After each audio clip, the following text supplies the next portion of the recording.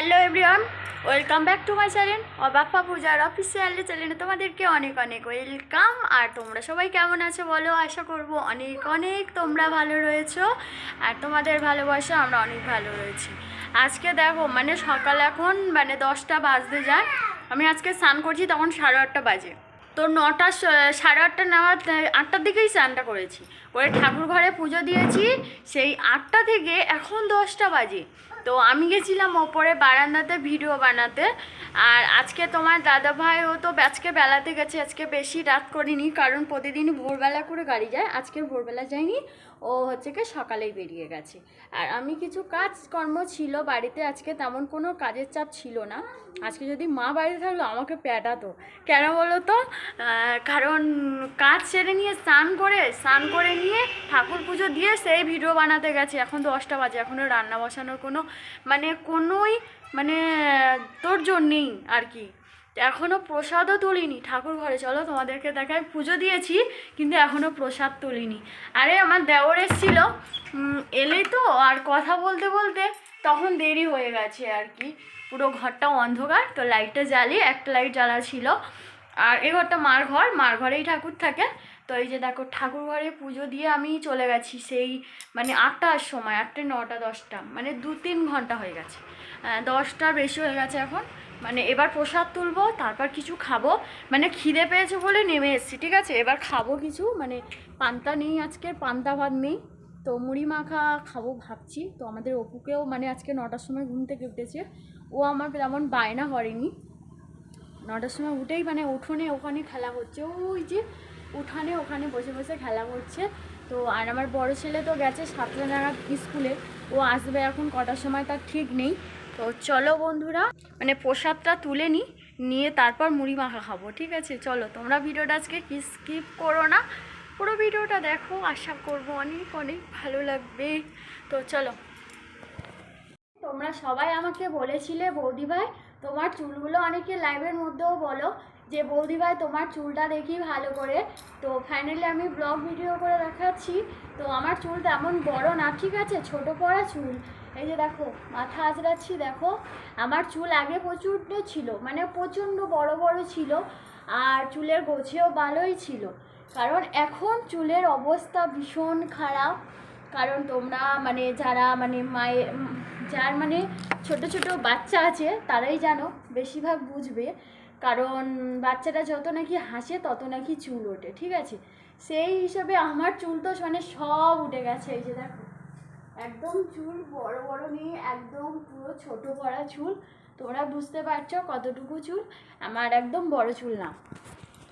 আর এরকমই বলো না সবাই, ঠিক আছে। আমার চুলটা ভীষণ ছোট করা চুল। এই মাত্র প্রসাদ তুলে এলাম, ওইটা একটু মাথাটা আঁচড়ে নিচ্ছি, কারণ ভিডিও বানাচ্ছিলাম মাথা আঁচড়াইনি। তো আমার কি একটা বদ অভ্যেস, আমি মাথা আঁচড়াই না, যেমনই থাকি তেমনই একটু খপা করে চুলটা একটু স্টাইল করে একটু করে নিয়ে জাস্ট ভিডিওটা করার জন্য। তো ওই জন্য আমি একটু ভাবলাম তোমাদের সাথেও চুলটা শেয়ার করি। আমার চুলের একদম 12টা বেজে গেছে, কারণ চুলে তেল দিই না, তার জন্য তোমার দাদাভাইয়ের কাছে প্রচণ্ড বকা খেতে হয় আমার, তার জন্য। তো চলো এবার প্রচণ্ড খিদে পেয়েছে, আগে দুটো খেয়ে নিই। প্রচণ্ড খিদে পেয়েছে, 10টা 10:30 বাজে, ঠিক আছে। চলো তাড়াতাড়ি। কেন তুমি কী খাবে? লুচি ঘুগনি এখন নেই, ঠিক আছে। আমি চপ নিয়ে এসেছি, মুড়ি মাখবো, হ্যাঁ তুমি আর আমি খাবো, ঠিক আছে সোনা। আর মুড়ি নিয়ে চলে এসেছি। আমার একটা বদভ্যাস, মুড়ি খাই আর যাই খাই না কেন গরম ভাতে কাঁচা তেল খাওয়ার অভ্যেস রয়েছে। তো এই যে মুড়ি নিয়ে এসেছি আর চপ নিয়ে এসেছি, ঠিক আছে। এটা জল দিয়ে ভালো করে মাখিয়ে তেল দিয়েও নিয়ে এসেছি, আমাদের অপু সোনা আর আমি খাবো। তো চলো দাওয়া করে নিয়ে তারপর তোমাদের সাথে কথা হচ্ছে। আর তোমরা কে কে সকালবেলা এরকম মুড়ি মাখা চপ খেতে ভালোবাসো, চলে আসো। এই যে দেখো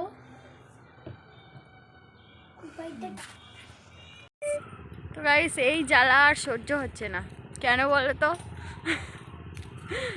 যে হচ্ছে গে তোমাদেরকে বললাম না, স্নান করে পুজো দিয়ে ওইদিকে কাজ করতে করতে খাওয়া দাওয়া করে তোমার দাদাভাই হঠাৎ দুপুরবেলা বাড়ি এসছে, বললো যে চলো আজকে জমিটা সাইজ করবো। বলেই ফাইনালি জমির উপরে চলে এসেছি। এখন মাঠে এসেছি, মাঠে এসে মানে কাদাইতে মানে জমি হাল পাজরাগুলো দিতে হবে। তো তোমার দাদাভাইও আসছে পিছনে, আর আমি এই যে দেখো কোদাল, আমি কোদাল নিয়ে দাঁড়িয়ে আছি, আর ওই যে তোমার দাদাভাই ওই আসছে পাট দিয়ে, আর আমি কোদাল নিয়ে এসছি। আর আমাদের ওই যে মাঠে সাইজ করব, এখন যাব, ঠিক আছে? চলো, এই যে তোমার দাদাভাই চলে এসছে, চলো চলো। কি করবো, আমাদের খালায় ঠাই পাবে। গাইস দেখো বাড়িতে ফাইনালি চলে এসেছি, একদম হাতে হাতে সব জায়গায় এখনো কাদা ভরা। তোমার দাদা ভাই কি কাম করে এসেছে। উফ, ভাল লাগছে না, ঘরের মতো শান্তি নেই। সারা দিনটা গেছি তো 10:30টায়, এসছি এখন কটা বাজে দেখো, এখন কটা বাজে গো?